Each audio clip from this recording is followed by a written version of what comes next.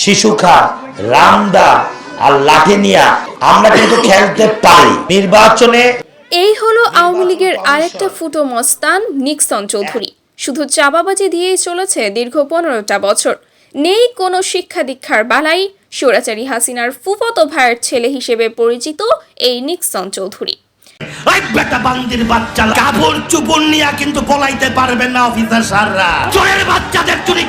কখন কোথায় কিভাবে কথা বলতে হয় সেই শিক্ষাটাও নেই এই কালপ্রিটের।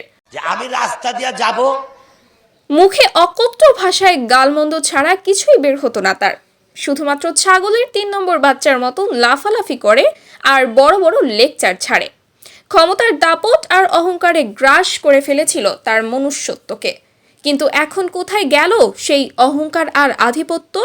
একসময় যে নিক্সন চৌধুরী ক্ষমতার প্রতাপে পুরো ফরিদপুর কাঁপিয়েছে, যিনি ফরিদপুরের ডন হিসেবে পরিচিত, নানা অনিয়ম দুর্নীতি সহ নিজ এলাকায় গড়ে তোলেন ত্রাসের রাজত্ব, পদ্মা সেতুর দুর্নীতির অভিযোগ এলে যার নাম সবচেয়ে বেশি শোনা যায়, তিনিই হলেন এই নিক্সন চৌধুরী।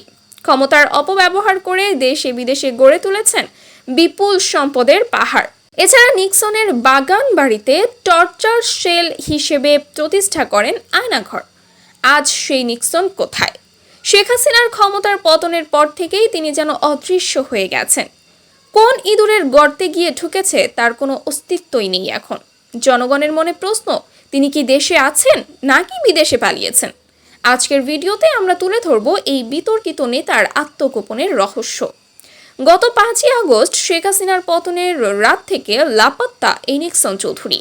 গোয়েন্দা সূত্র জানায়, নিক্সন চৌধুরী ভারতে পালানোর চেষ্টা করেছিলেন যশোরের বেনাপোল পটুখালী সীমান্ত দিয়ে, কিন্তু সীমান্ত রক্ষীদের কড়া নজরদারির কারণে তিনি ব্যর্থ হন।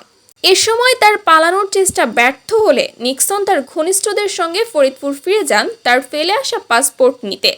এরপর তিনি ফরিদপুর থেকে সরাসরি ঢাকার উত্তরায় তার এক আত্মীয়ের বাসায় আত্মগোপন করেন। তবে সেখানেও তার অবস্থান বেশি দিন গোপন থাকেনি। গোয়েন্দা বিভাগের অভিযানের আগেই সেই বাসা ছেড়ে পালিয়ে যান নিক্সন। স্থানীয়রা জানান, বাসার সামনে একটি সাদা মাইক্রোবাস দেখা গিয়েছিল। তারপর থেকে নিক্সনের আর কোনো খোঁজ নেই। তবে পুলিশ নিশ্চিত তিনি বিদেশে যেতে পারেননি, দেশের মধ্যেই কোথাও লুকিয়ে আছেন।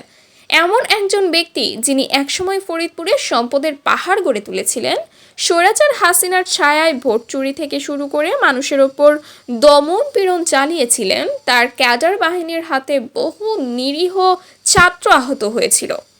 জনগণের মনে আজও সেই অত্যাচারের দাগ রয়ে গিয়েছে।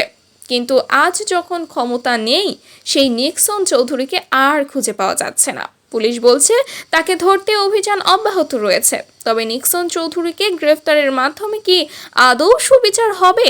আপনার মতামত আমাদের জানান কমেন্ট বক্সে। সাবস্ক্রাইব করুন বাংলার বার্তা। টাকা নৌকাটা আপনার কাছে রাখেন, আপনার নৌকা ঠিকই দিছে, কিন্তু বইটাটা আমারে দিছে। যে ওনার পায়জামার নিচে একটা পকেট আছে, হ্যাঁ, তাই এটা বাংলার মানুষ জানে। আবার বললো আমি বলে ওনারে মান্দার কাছে উঠে চাই।